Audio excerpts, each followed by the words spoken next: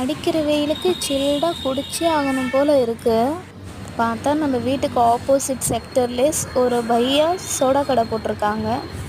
நம்ம சோடா குடிக்கணுன்ற அவசரத்தில் road check பண்ணாமல் போகக்கூடாதுன்னு சொல்லிட்டு 2 சைடும் நல்லா கேர்ஃபுல்லாக பார்த்துட்டு ரோடு க்ராஸ் பண்ணிவிட்டு அந்த பையா ஷாப்புக்கு போயாச்சு.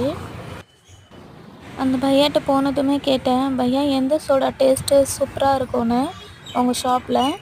அவங்க சொன்னாங்க, ஒயிட் இருக்குது, ஆரஞ்சு ஃப்ளேவர் இருக்குது, என்கிட்ட எல்லா ஃப்ளேவருமே நல்லாயிருக்கும் டேஸ்ட்டு.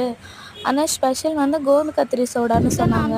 ஆக்சுவலி நான் இந்த கோந்து கத்திரி சோடா குடிச்சிருக்கேன் என் காலேஜ் பீரியடில், பட் மட் போட்டில் குடிச்சிருக்கேன்.